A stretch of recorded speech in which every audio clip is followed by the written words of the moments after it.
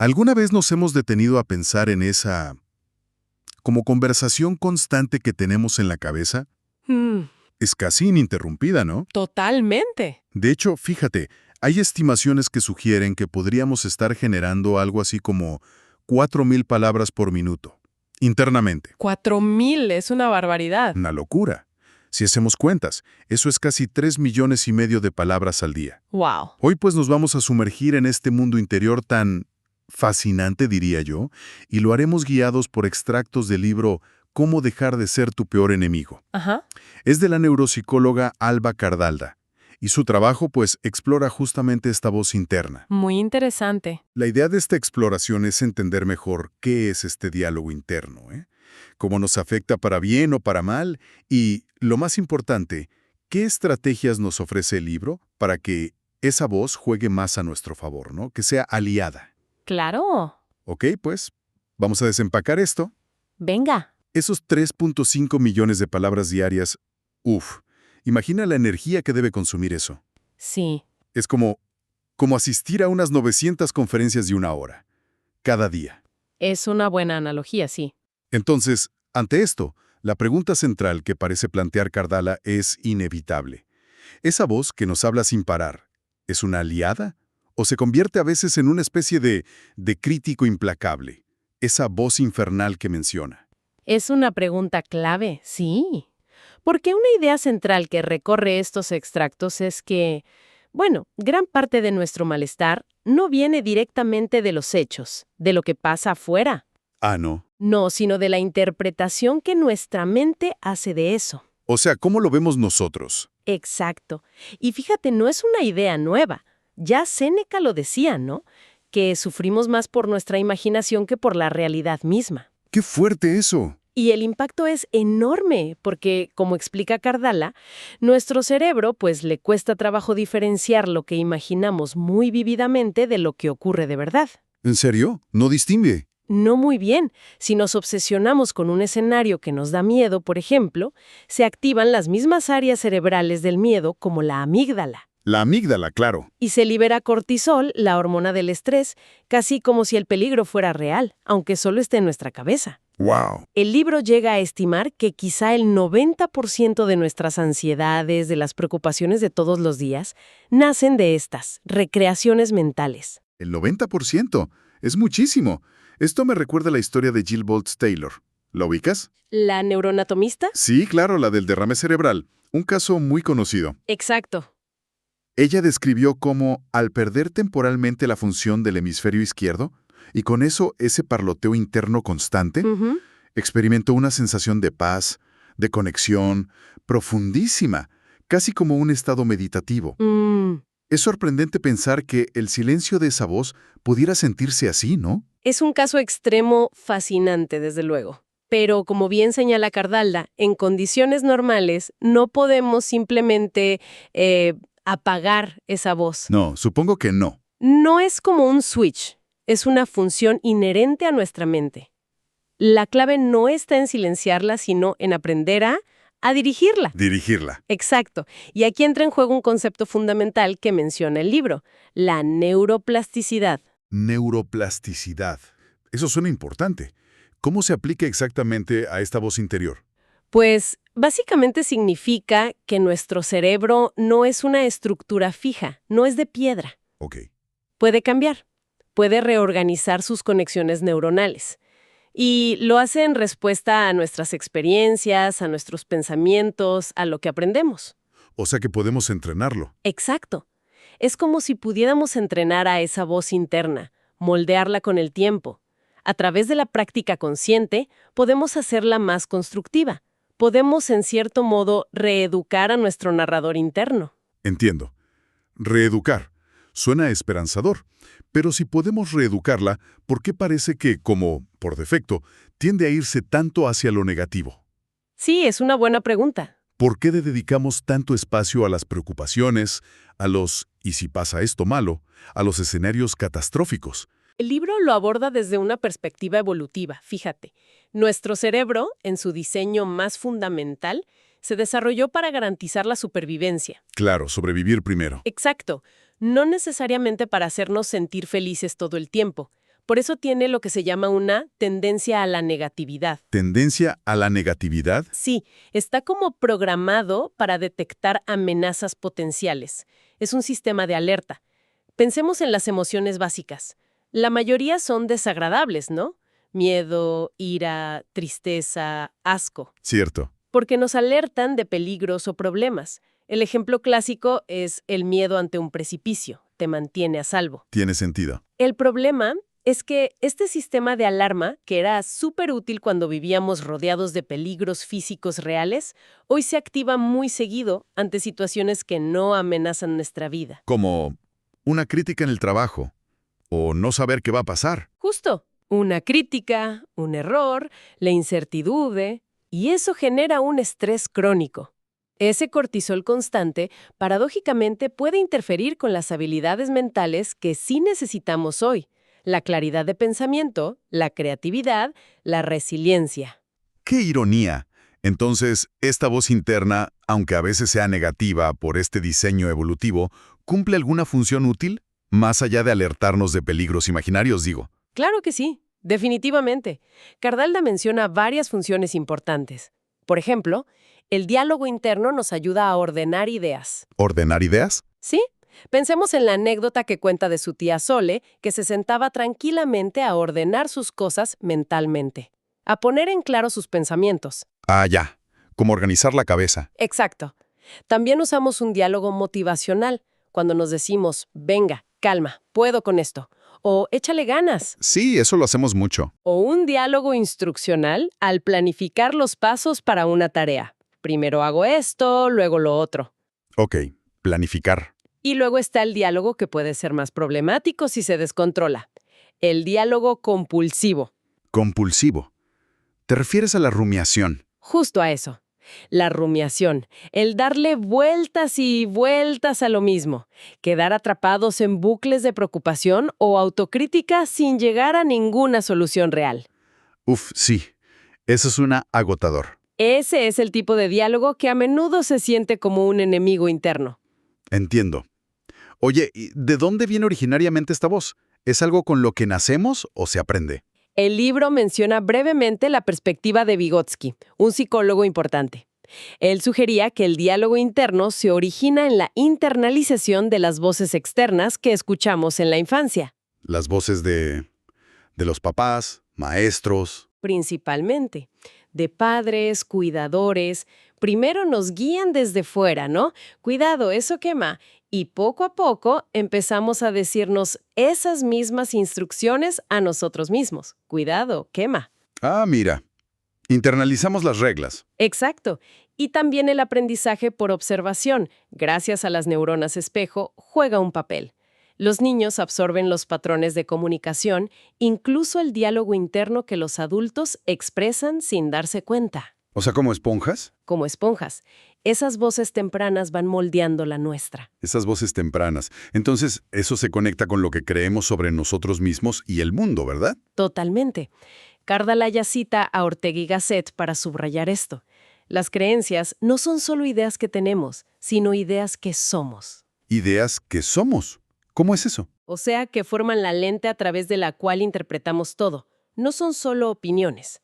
Son como el fundamento de nuestra percepción de la realidad. Y estas creencias, por supuesto, alimentan nuestro diálogo interno. Lo dirigen. Entiendo. El ejemplo de Andre Agassi que se menciona es muy ilustrativo. Él llegó a odiar el tenis, ¿te acuerdas? A pesar de su éxito inicial. Sí, sí lo leí. Pues en gran parte fue por creencias limitantes y una presión interna brutal. El libro sugiere que su regreso triunfal tuvo mucho que ver con un cambio profundo en esas creencias de fondo. Cambió el chip, digamos. Exacto. Y eso transformó su diálogo interno y su relación con el deporte. ¿Y cómo se manifiesta esto en el día a día? Por ejemplo, cuando algo nos sale mal, no sé, no conseguir un trabajo. ¿Cómo influyen esas creencias y ese diálogo? Aquí es útil el concepto de locus de control que menciona el libro. ¿Locus de control? ¿Sí? Básicamente se refiere a dónde atribuimos la causa de lo que nos sucede.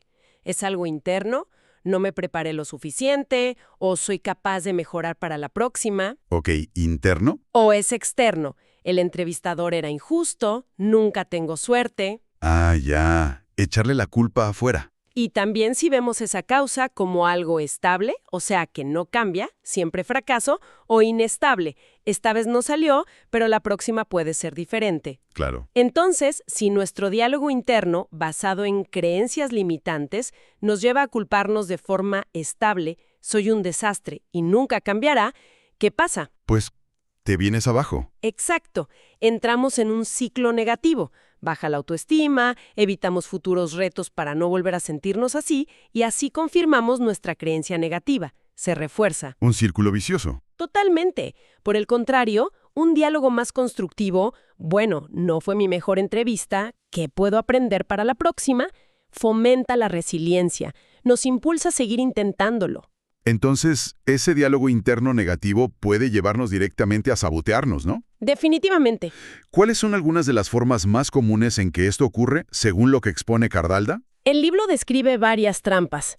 Una muy común es la autocrítica excesiva. El juez interno implacable. Justo, esa voz interna que es mucho más dura con nosotros mismos de lo que seríamos jamás con un amigo. Cierto. Otra es la procrastinación, que ojo, a menudo no es pereza, ¿eh? ¿No?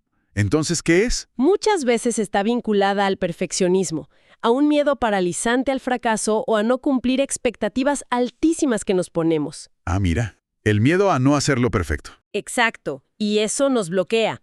También está la necesidad constante de aprobación externa. Esa también es común.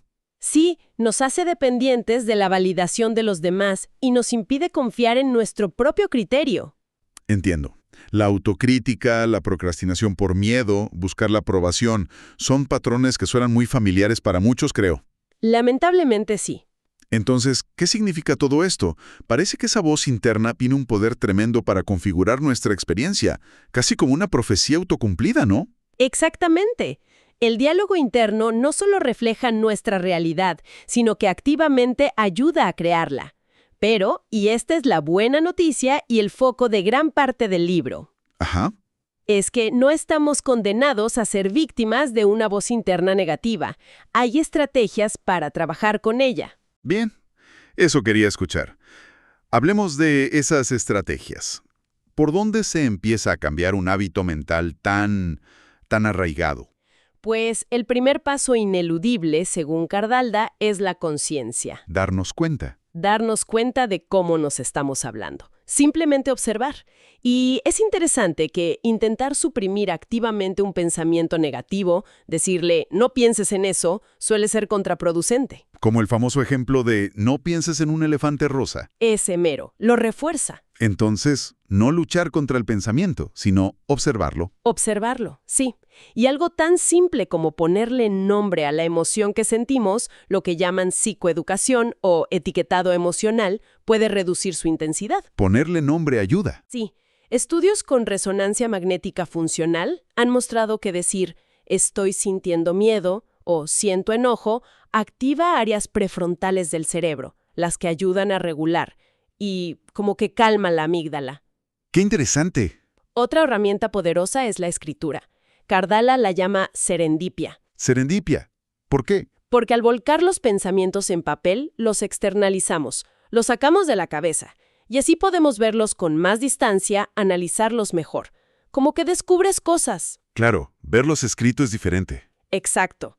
Menciona el caso de una paciente, Ana, que al leer su diario se dio cuenta de lo cruel que era su propio diálogo interno, algo de lo que no era plenamente consciente antes. Externalizar para analizar. Tiene mucho sentido. Y hay técnicas más específicas para intervenir en el momento, ya sabes, cuando la voz crítica ataca fuerte. Sí, hay una técnica muy interesante que describe, el ileísmo. Consiste en hablarnos a nosotros mismos, pero en segunda o tercera persona. Como, a ver, María, cálmate, respira hondo, o... ¡Exacto! O él está sintiendo mucha presión ahora mismo. Suena un poco raro al principio, ¿verdad? Sí, un poco. Pero funciona porque crea una distancia psicológica. Distancia. ¿Y eso cómo ayuda exactamente? Bueno, al usar tú o ella, nos separamos un poquito de la emoción intensa del momento, ¿sabes? Ok, te sales un poco. Te sales un poco. Procesamos la situación como si estuviéramos aconsejando a otra persona. Y eso activa una perspectiva más objetiva, más racional. Ya veo. Cardal da cuenta cómo lo usó ella misma instintivamente en un accidente de tráfico. Alba, estás teniendo un accidente. Encógete, tranquila. Wow, en un momento así. Y menciona que muchos deportistas de élite, como Michael Phelps, usan esta técnica para manejar la presión. Se relaciona con lo que llaman la paradoja de Salomón. ¿La paradoja de Salomón? Sí, que somos más sabios dando consejos a otros que aplicándolos a nosotros mismos. Sí, eso pasa. Precisamente por esa distancia emocional que tenemos al ver el problema de otro. El ileísmo busca crear esa distancia útil para nosotros mismos. Interesante lo del ileísmo. Oye, ¿y hay algún riesgo de que se sienta uno, no sé, como desconectado de sí mismo? Es una buena pregunta. Cardaldiega advierte que, como toda herramienta, debe usarse con equilibrio. No se trata de fomentar una disociación, digamos, patológica, Claro. sino de usar esa distancia momentánea para regular la emoción, para acceder a una perspectiva más racional en momentos de estrés agudo. Es una herramienta puntual, no un modo de ser constante. He entendido. Es para momentos clave. Además de hablarnos distinto, hay formas de cambiar la perspectiva del problema en sí, como verlo de otra manera. Sí, totalmente. El libro habla de reencuadrar los problemas. A veces la solución no está en seguir atacando el problema tal como lo vemos, Ajá. sino en cambiar nuestra forma de verlo. Menciona el pensamiento lateral de Edward de Bono. Ah, sí, el de los sombreros para pensar. Ese mismo. Y el clásico ejemplo del puzzle de los 9 puntos, que solo se resuelve saliéndose del cuadrado imaginario que tendemos a dibujar. Cierto, hay que pensar fuera de la caja. Exacto. Se trata de cuestionar nuestras asunciones y, muy importante, cambiar las preguntas limitantes. En lugar de ¿por qué siempre me pasa esto a mí?, que no lleva a ningún lado, Sí, te hunde más. preguntarnos ¿qué puedo aprender de esta situación? ¿O qué perspectiva diferente podría adoptar? Cambiar la pregunta para cambiar la respuesta. Tiene lógica. Y finalmente algo que a muchos nos preocupa. ¿Cómo construir más seguridad o confianza interna si esa voz suele ser tan crítica? El enfoque que propone Cardalda es interesante. No se trata tanto de eliminar el miedo al fracaso, porque eso es bastante humano, Sí, ¿quién no tiene miedo? sino de aumentar nuestra percepción de capacidad para afrontarlo. O sea, no tener miedo, sino sentir que puedes con él. Exacto. La seguridad no viene de la ausencia de miedo, sino de la confianza en que podremos manejar lo que venga. Y curiosamente, afrontar gradualmente las cosas que tememos tiende a reducir el miedo, Enfrentarlo lo achica. mientras que evitarlas lo agranda. Le damos más poder. Entiendo. Y también toca la estrategia que a veces se llama fake it till you make it. Fíngelo hasta que lo consigas. Ah, esa es polémica a veces. Sí, pero ella la enfoca de una manera muy concreta, en el lenguaje corporal. En el cuerpo. ¿Cómo? Adoptar conscientemente posturas más erguidas, más abiertas, mantener contacto visual, usar un tono de voz firme. El cuerpo envía señales al cerebro. O sea que la postura afecta cómo te sientes. Muchísimo. Actuar como si tuviéramos confianza puede, por un efecto de retroalimentación, empezar a generar esa sensación internamente. No es magia, es neurobiología pura. Nuestro cuerpo informa a nuestra mente tanto como nuestra mente a nuestro cuerpo. Es una vía de doble sentido. Fascinante.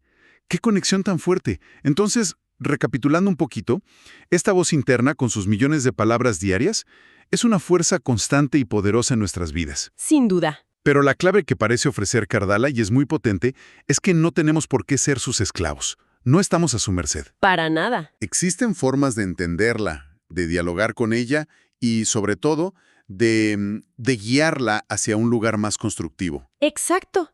Y un elemento crucial en todo este proceso, que el libro subraya mucho, es la autocompasión. Ser amables con nosotros mismos. Justo eso. No se trata de librar una guerra contra nuestra voz interna para erradicar lo negativo. Eso suele ser agotador e ineficaz. Sí, suena a batalla perdida. Es más bien un proceso de transformación paciente, de aprender a relacionarnos con esa voz de una manera más amable, más comprensiva, para que poco a poco se convierta en una aliada. Una aliada. Que sea, como sugiere la autora al principio del libro, nuestra propia pitia interna. Pitia. Como el oráculo. Exacto. Una fuente de sabiduría y guía. en lugar de una crítica destructiva. Me gusta esa idea. Transformarla en nuestra propia consejera sabia. Quizás la reflexión que nos queda flotando después de esta exploración es que la relación más fundamental que necesitamos cuidar no es solo con los demás, ¿verdad? Sino precisamente con esa voz que nos acompaña a todas horas, todos los días. Es nuestra compañera constante. Pensando en esa imagen de la tía Sole ordenando sus cosas internas, ¿qué pequeño paso, por mínimo que sea, se podría dar hoy mismo para empezar a cultivar una relación más amable, más constructiva, con nuestro propio narrador interior? Buena pregunta para cerrar. Quizás solo empezar por escucharla sin juzgar